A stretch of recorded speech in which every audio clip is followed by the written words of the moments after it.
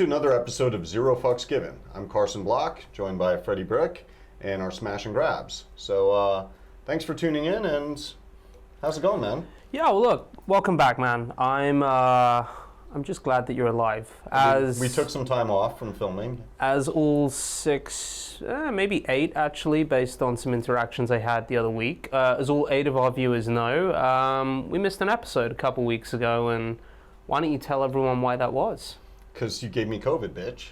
Yeah, I did. And lo and behold, you spent like 2 years hiding out, worried about COVID, and finally you get it, and it wasn't so bad, was it? Yeah, no, well, so to be totally honest, obviously you didn't give it to me. I think my daughter was patient 0, and then the rest of us got it, and right. We gave it to this other family that was staying with us. So we were in California, so what was supposed to be a long weekend trip turned into 2 weeks, unfortunately. But that's why we missed filming the other week. So apologies to our faithful 8 viewers. And but the cool thing is, you like spending time in California so much, right? Well,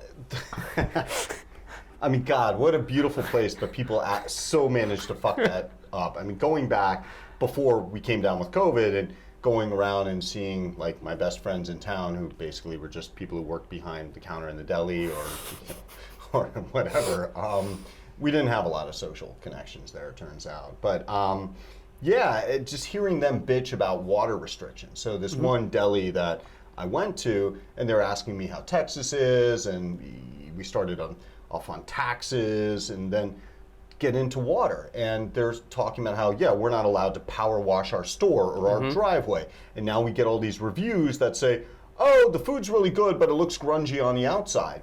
And when I thought about this, you know, this whole thing really, I mean, California is so fucked up, and I think the electorate is so rotted because it really, it's like, how did California fail to plan for this? So I've lived there, I lived there in the 90s for, I think, 8 years, and then lived there for another 11 years, you know, this century. And it's like there's always this, you know, oh, we're imposing taxes on gasoline to reduce carbon emissions, or, you know, we were imposing restrictions on this, you know, your toilets, you can't have this kind of toilet. And it was always. Can you imagine if they did both of those, how fucked Poober's business model would be? Well, Poober obviously. Well, Uber and all of those gig economy businesses were almost forced out of the state during the pandemic, which, you know, for people who are always bitching about, oh, Amazon, you know, especially during the pandemic, the way it treated its workers, and Uber, this and that, it's like, these guys were kind of the runners-up, the MVP during the pandemic. Yep. Because without these, you know, without, say, Amazon, there would have been so many more COVID cases. You'd have starved and died. There was no way. Like peak COVID, you were so paranoid, you were actually spritzing down packages, right? Yeah, death by starvation, I felt, was better than death by COVID. So that's what my family and I would have chosen.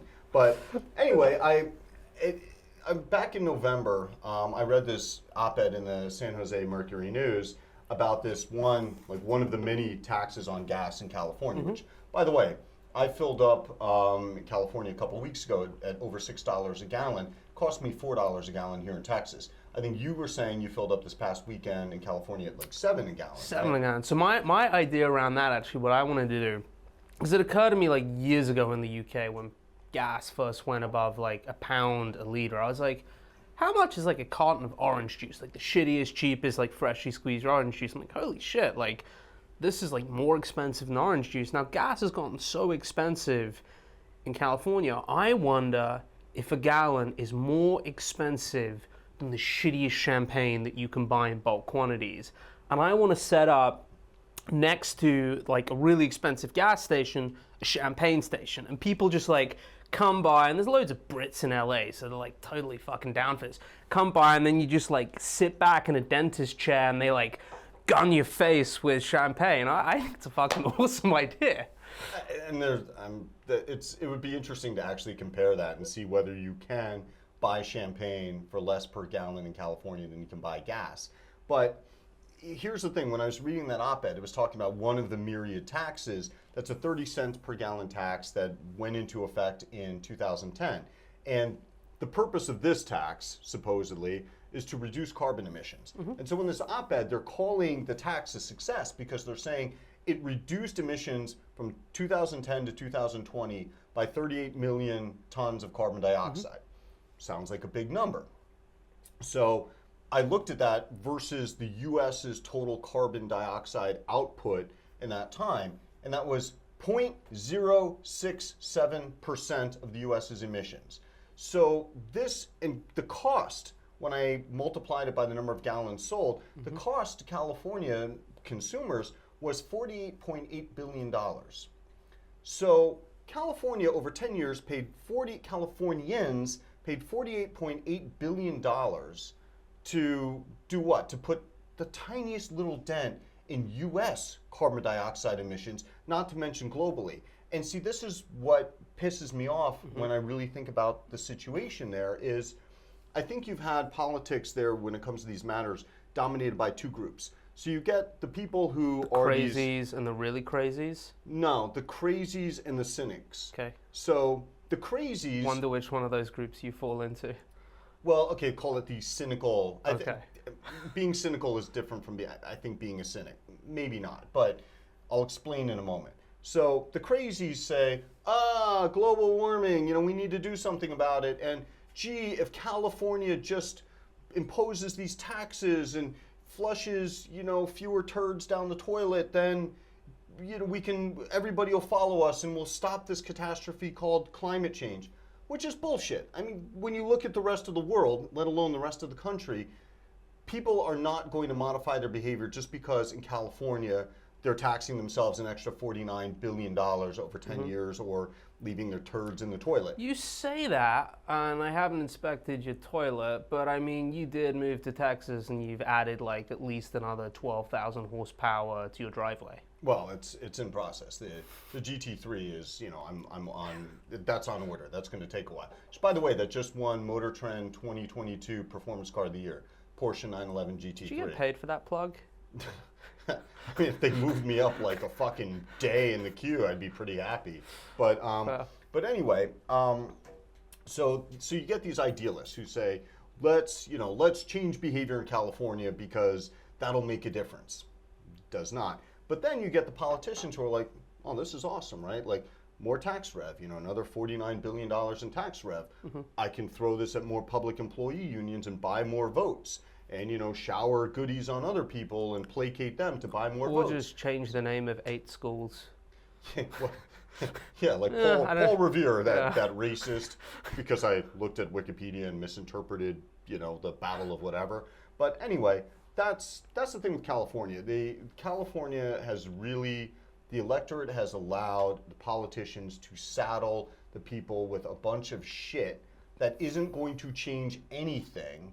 And they failed to prepare for climate change. So when you think about the water shortage, and we're ripping out our lawn right now at our California house and replacing it with turf because water's a problem, a desal plant costs like $1 billion.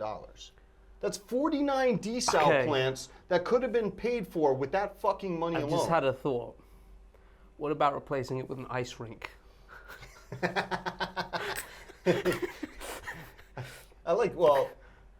When we live in a wildfire, we used to live in a wildfire area, that's where the house is, maybe, do you want to be, if you're in the middle of a fire-nado, do you want to be on an ice rink? Is that a good idea or not?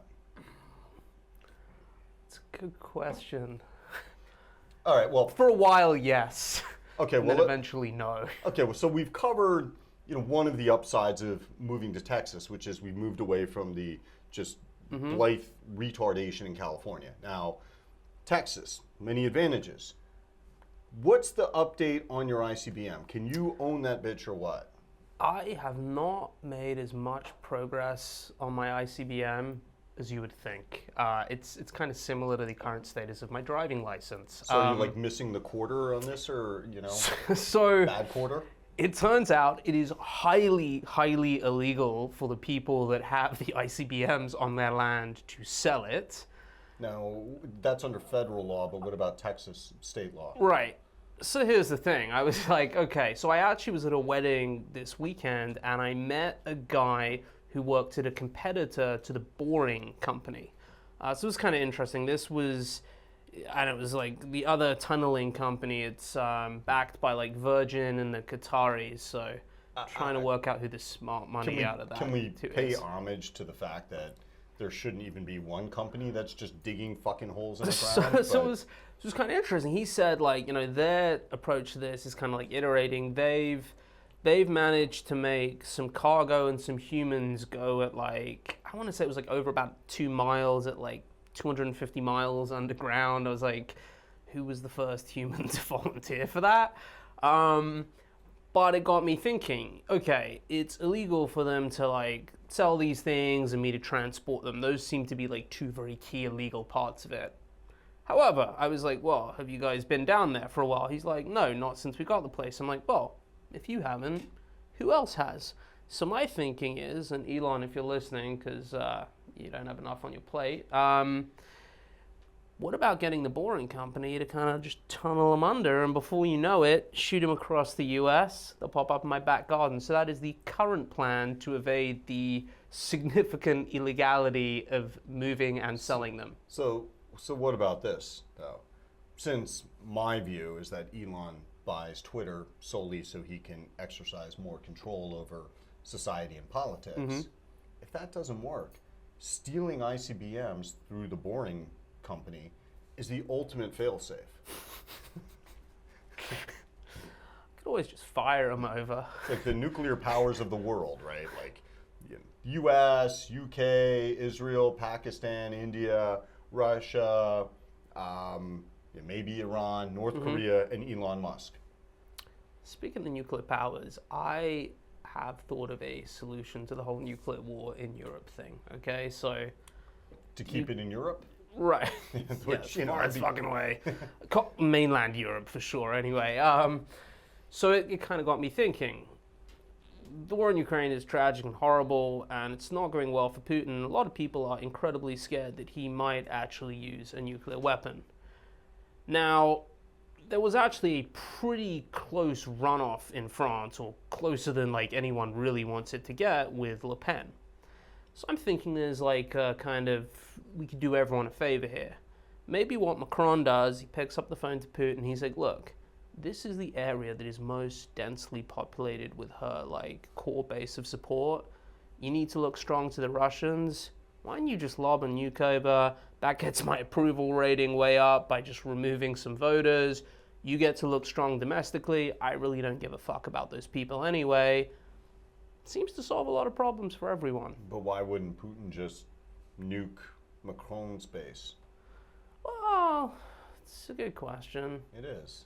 I figure like it's just a nice way for us to all kind of pull back from like what is fast becoming like a really scary atrocity. Well, maybe you could just say, take all the unreasonable people as deemed by us in the world and, like, you know, put them somewhere and let Putin nuke them. Well, I thought that was Germany.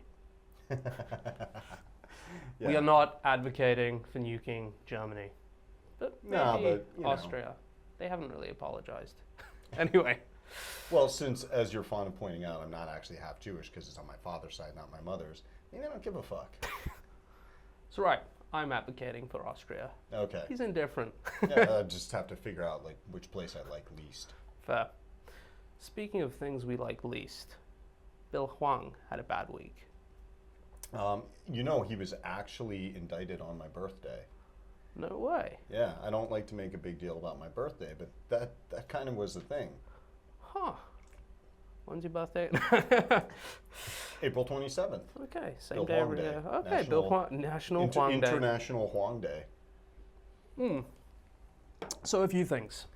Firstly, he's the ultimate vest bro. I mean, the guy gets pinched in a vest. I don't know if you saw the pictures. I mean, Yeah. and credit to him, he actually looked like pretty fucking suave. Now, how do you know? Remember when Justin Bieber got, like, arrested for fucking toilet papering his neighbor's house or something? Yeah.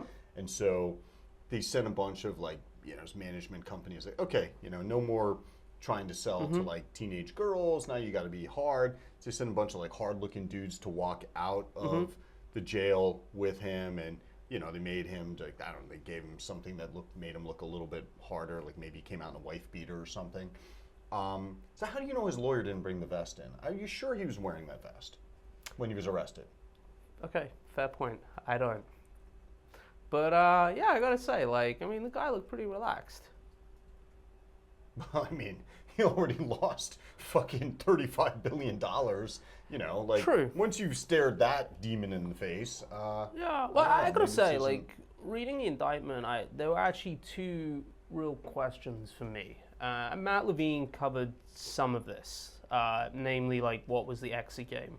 What I'm really curious about is sort of when this started. So, the indictment focuses on March of 2020 onwards for the most part. And so, you know, here's a guy who had about $1.5 billion of equity in the account. I don't know what he went, you know, from and to get there.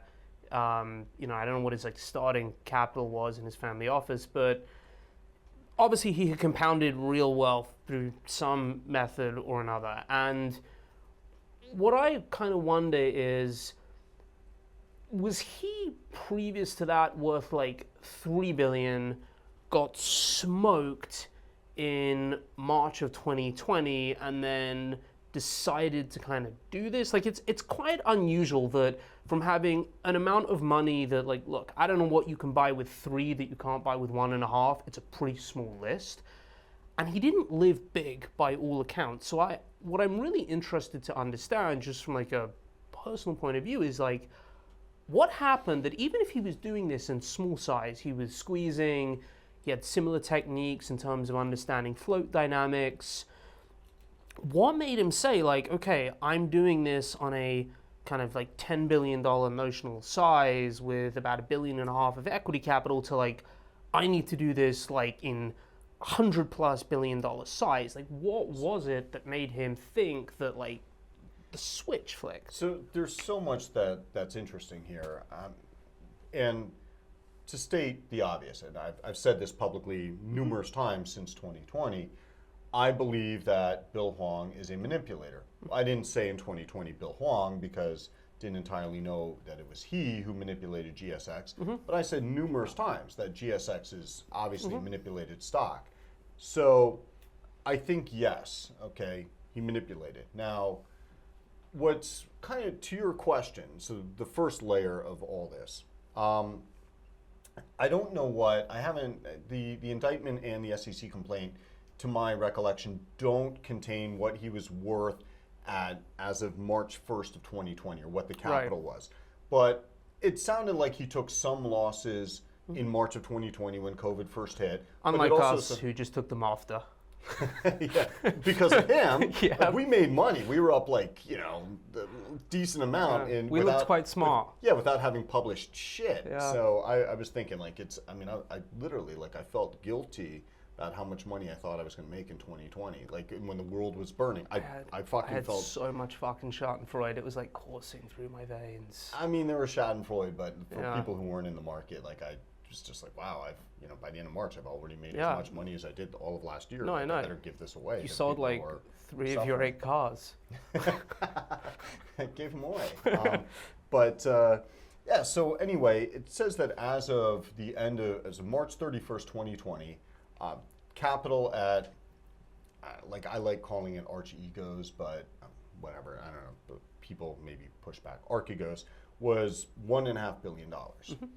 Then, by the end of 2020, capital was apparently $7.7 billion. So, exponential increase. But then, by March 1st of 2021, that 7.7 was 36 billion in capital. So, that's the first thing. I mean, this guy went from, like, you know, I mean, he's a billionaire, he's a player, but he's not the biggest billionaire. Just this, as the stock, the stock charts kind of reflect that. So that's the first thing is why. But why so according to the complaint in the indictment, the strategy, he changed strategy. So went from one where he was listening to his analysts, he was thinking about fundamental, or what the valuations were. What's also interesting, actually, is that he was running at a higher leverage ratio before COVID hit. So it said at the end of, or as of Jan 1, I think, of 2020, or maybe, he was at about 6.7 times leverage. Okay. So that's his pre-COVID level of leverage. By the time he blew up, he was inside 5. So he actually was less levered at that point. CS is so fucking cautious with their leverage. It must have been that. Well, I love that. I mean, he was only a CS client for like 3 months and stuffed him with 5.5B. So, Yeah. but the, And funnily enough, Barclays have just hired the CS prime brokerage team. What the fuck are you guys thinking?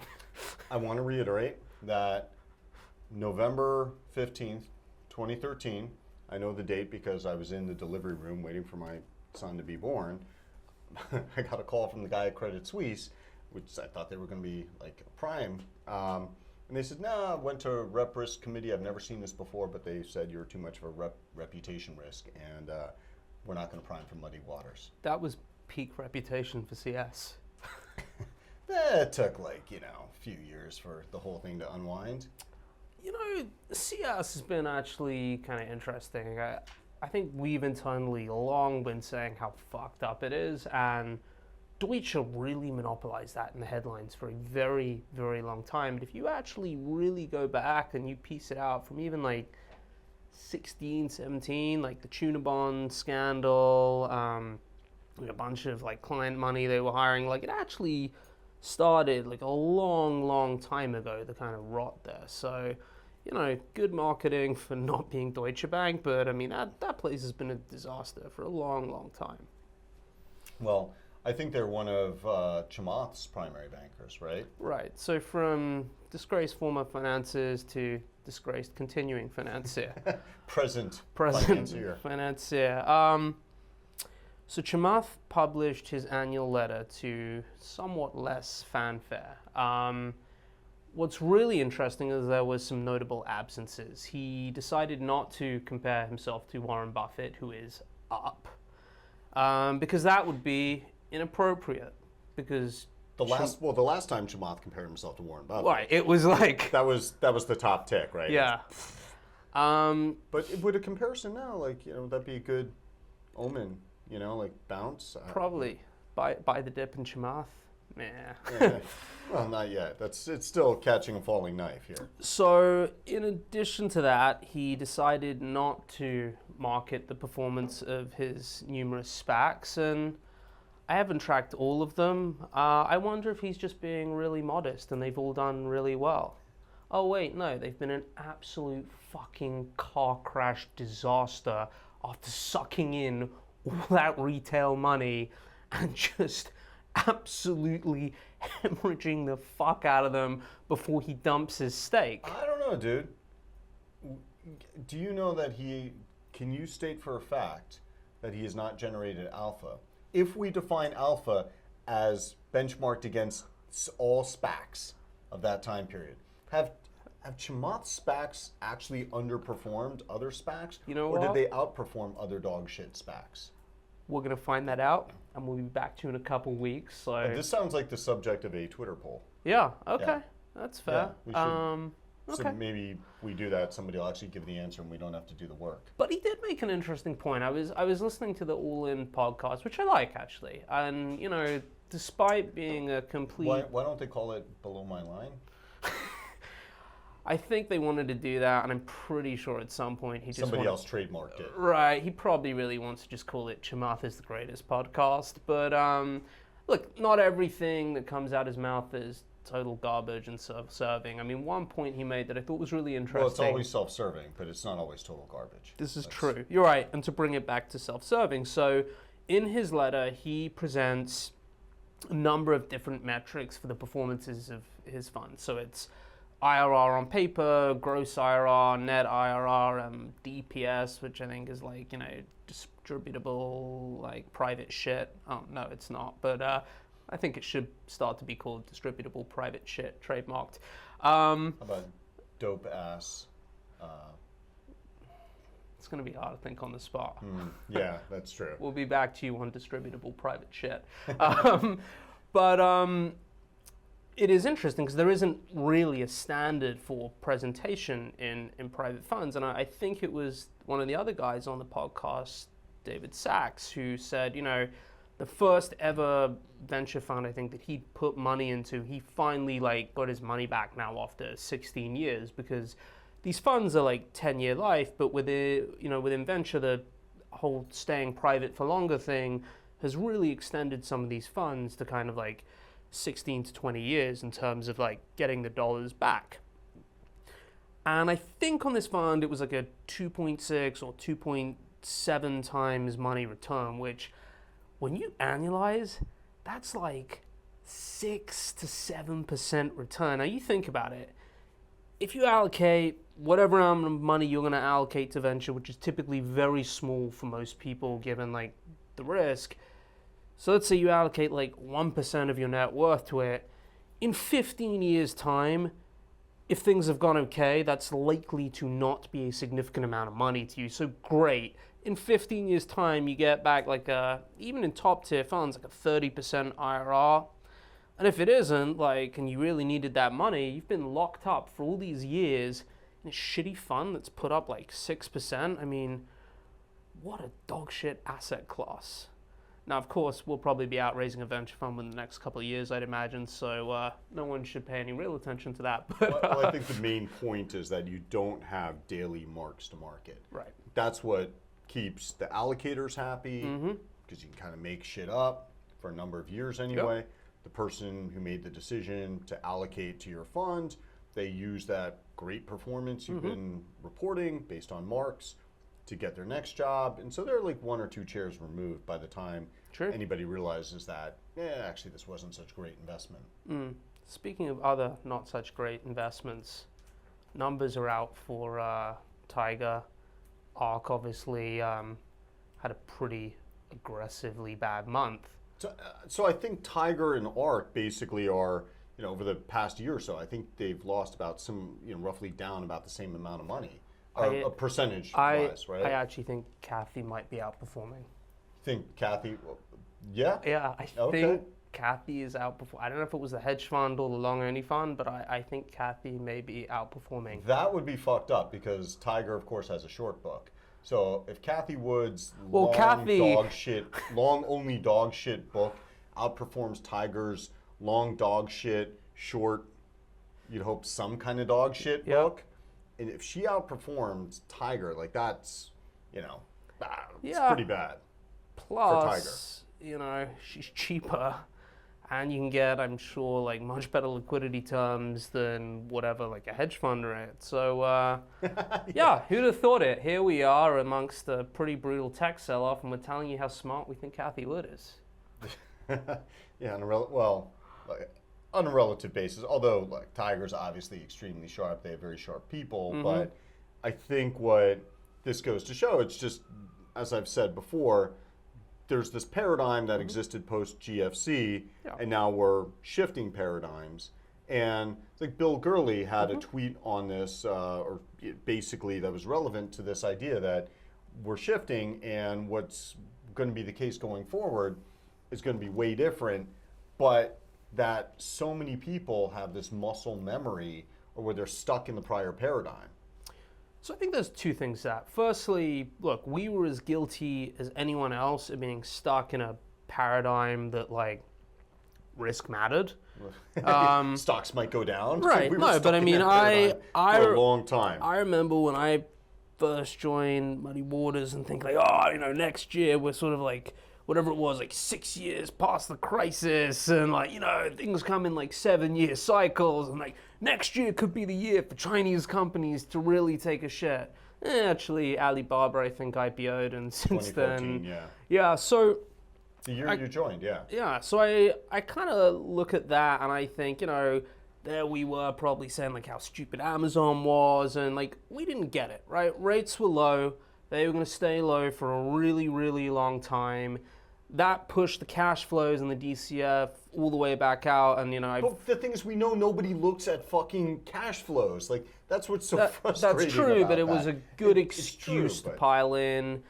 And then there was this kind of passive dynamic that, had been taking over for a really long time. And so we were as slow as anyone to realize that paradigm shift. And that was pretty painful, and in terms of just like trying to work out like, well, like why doesn't anyone care that Carvana like is just setting money on fire? And it turns out like no one cared for a really long time until pretty recently, actually. And what I've found interesting, given most my contemporaries are kind of, in their like mid-30s, so most of them really started in markets at a point that it matters, kind of post-08. GFC, yeah. Their entire frame of reference, and this goes back to the Bill Gurley tweet, is, well, this is cheap versus its IPO. Look at this, now trading where it was in 18, but revs are 2x. And they don't really have a framework for thinking about things differently, the same way we didn't in terms of like understanding the macro. Like, they've never seen rates rising apart from like 3 weeks in 2018, and then we're like, oh, that's kind of scary. Difference is we now have inflation.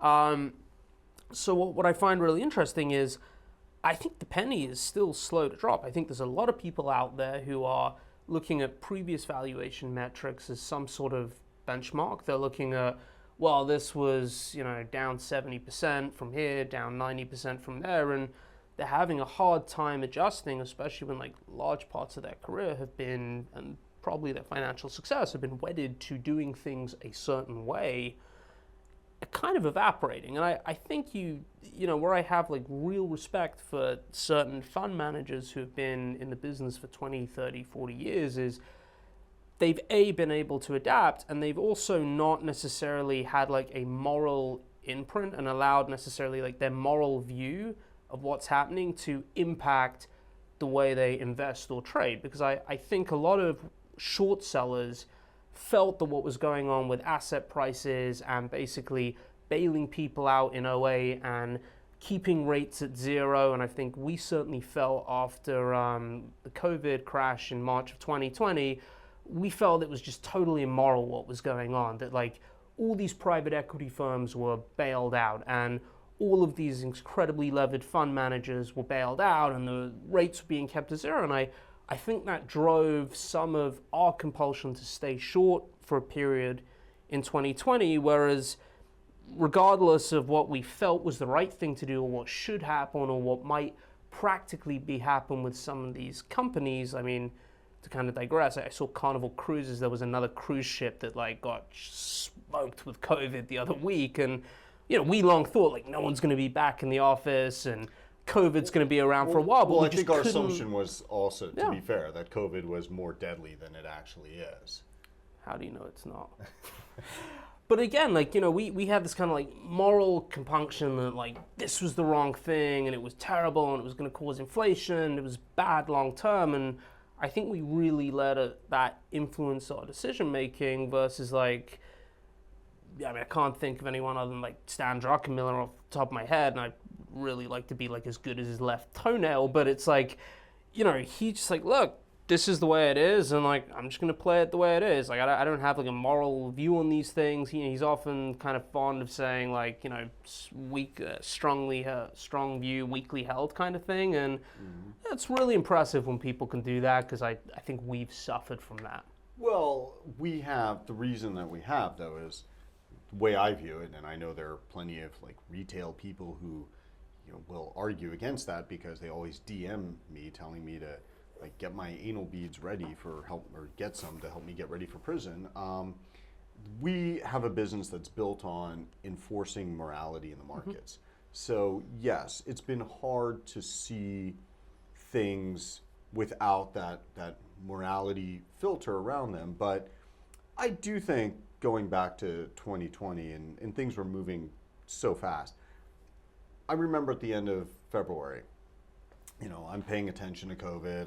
I was early in the toilet paper trade. Like I think I was fully stocked the fuck up on toilet paper by, probably second week in February.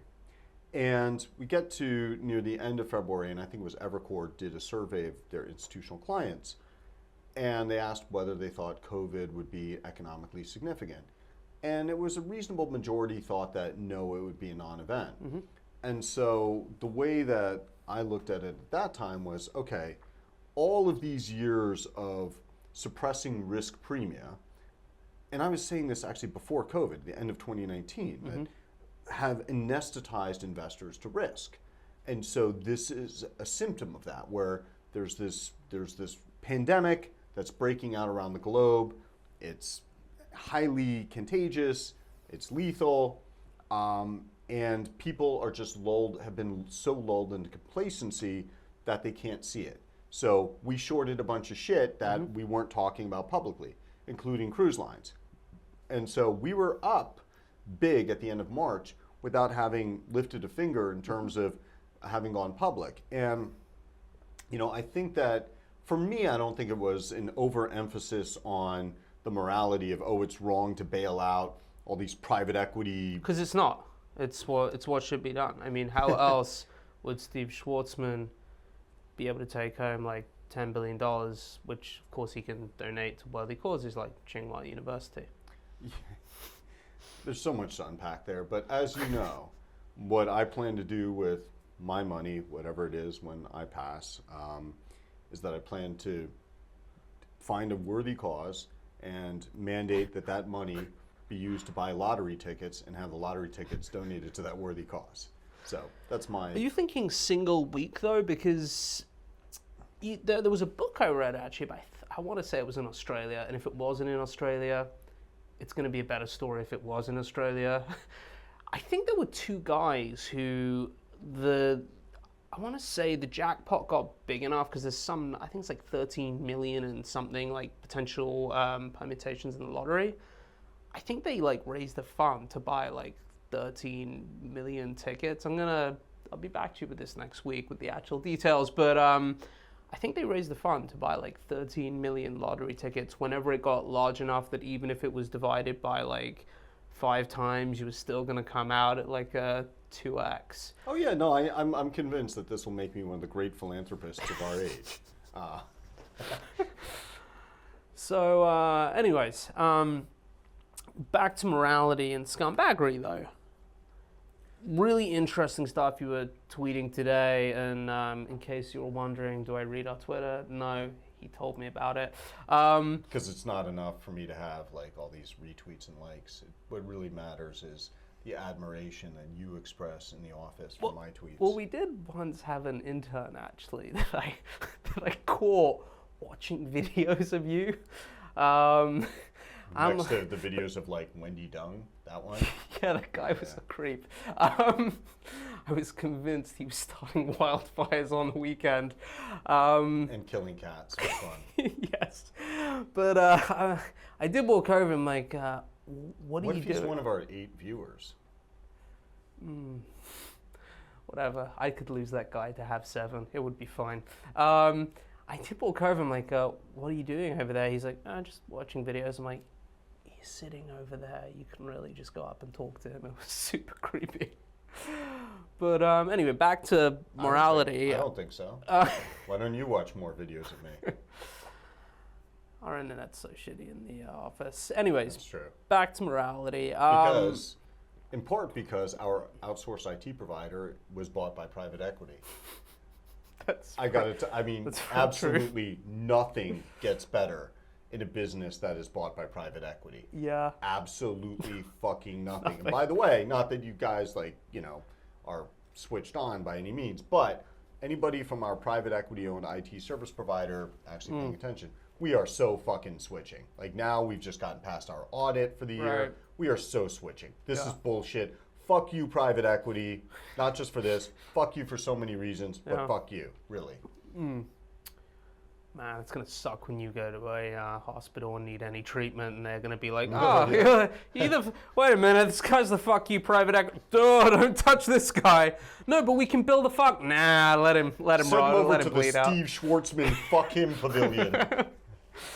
But anyway, back to immorality, private equity. So it turns out Saudis kind of were behind 9/11. Saudi, immorality, private equity, these things do belong in the same sentence. They do. Yeah, so anyway, what, I have asked myself so many times why I subscribe to Business Insider. And Don't we get it free with Bloomberg? I don't think so, no.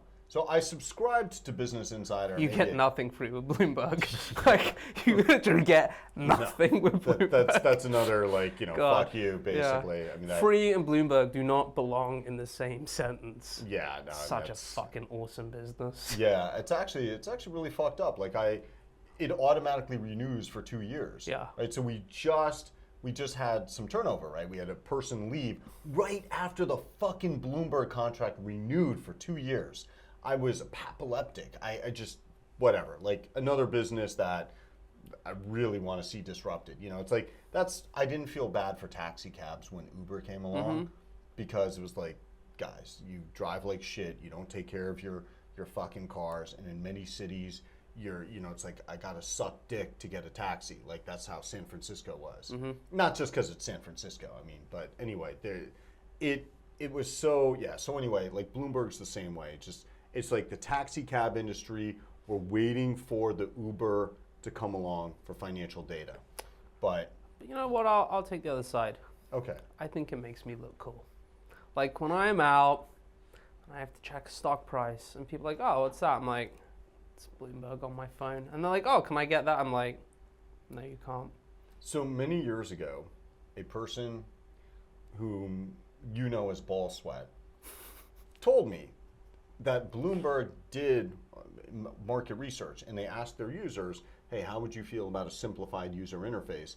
And that the majority of users, or it was overwhelming, they said no, because they want their clients to think that there's something special that they do, some special skill in using a Bloomberg. Like, it makes them look smarter because they can actually figure out this, like, honestly, shitty user interface. I gotta tell you, that makes a lot of sense, because I do feel smarter. Yeah, okay, yeah. Now look, I wouldn't ever stake my life on anything Ball Sweat tells me. True. But I can believe that. Yeah, I can believe that too. You're going to cancel the Bloomberg and go back to Yahoo Finance subscription, which, by the way, is free and actually gives you free prices. Like, it's honestly easier to use. I mean, there are definitely, like, yeah. There are times when, we're trading something and, opening up the computer to deal with Bloomberg and the virtual fucking machine and get the B unit, which is, maybe I lost it and they're going to charge me $100, is a pain in the ass. And I just sit there with Yahoo Finance and I hit refresh to get, like, the real-time pricing. And it's doing that is honestly easier than using Bloomberg. I don't know whether to tell you this because I think it's going to upset you and I don't want to trigger you. It's not $100 for a B unit. I think it's like 500 now. No, Jesus Christ. Yeah.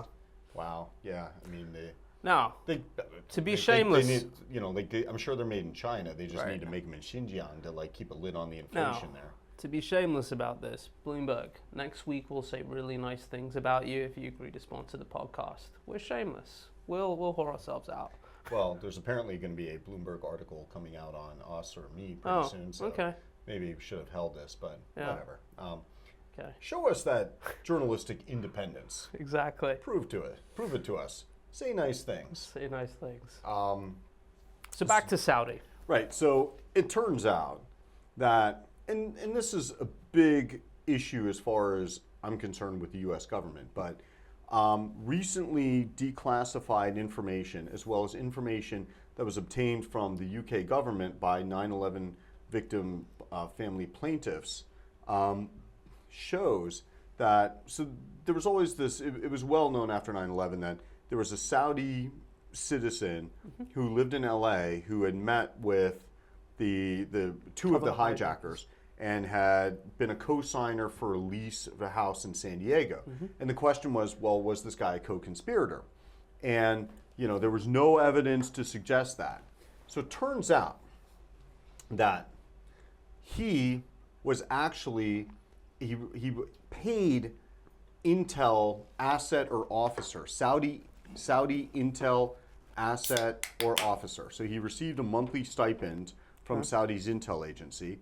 His mandate was to gather intel and report back to the then Saudi ambassador to the U.S., Prince Bandar. Oh, fuck it, I can't remember the rest, but there's 3 or 4 words after that. So this guy was like Saudi intel, right? And he met with 2 of the hijackers.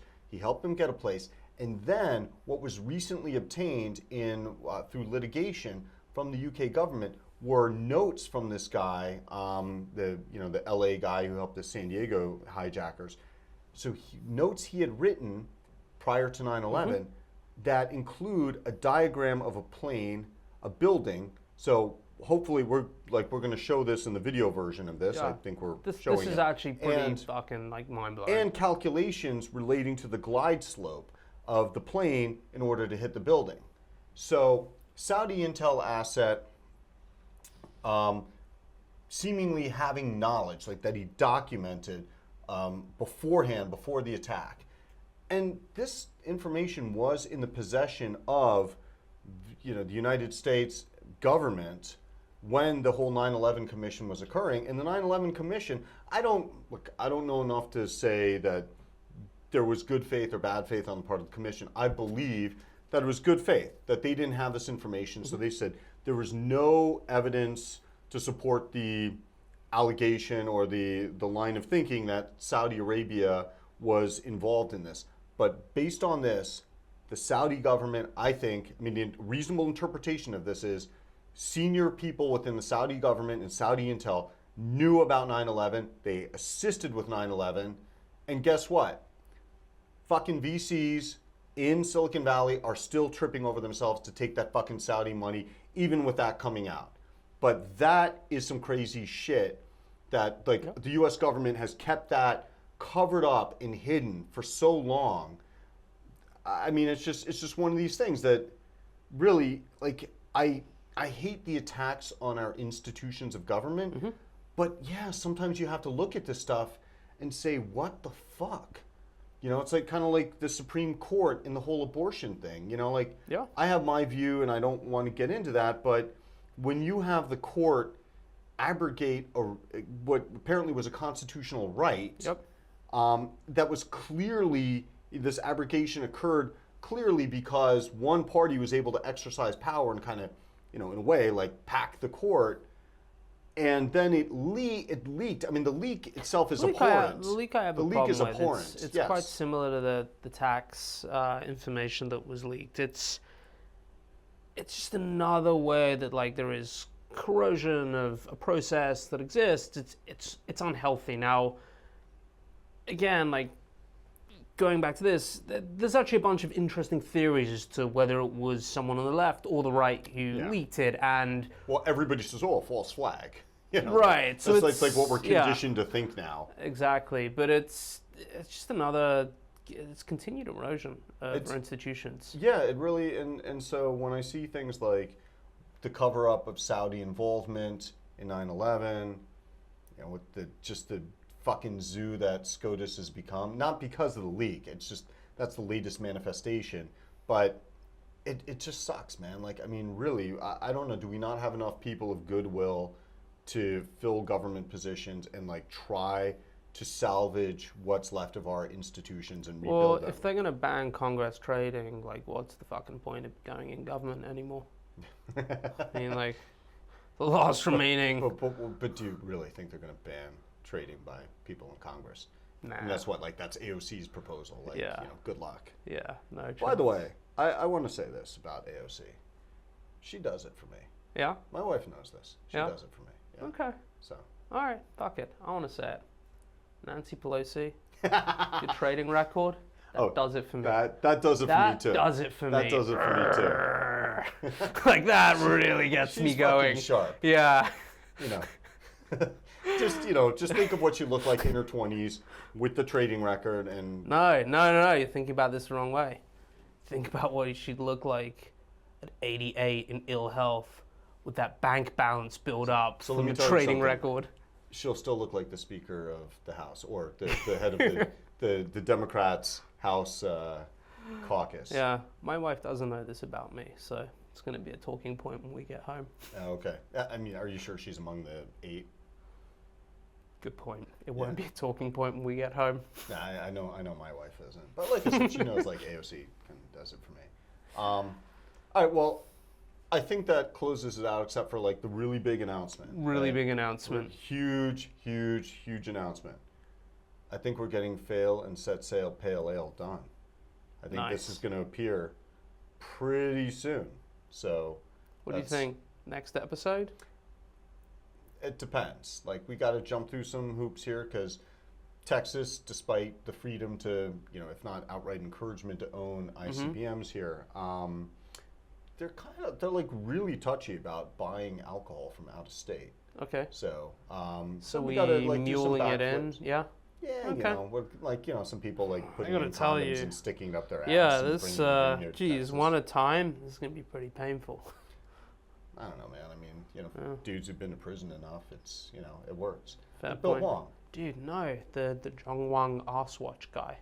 Yes, the Hwang ass watch guy. Dude, and that was aluminum as well, so it's a win-win. I mean, this is smoother. Like, I don't catch any the sharp edges that you'd get. Dude, from, you know what I realized? You know, a watch. Mine was actually a, was it light?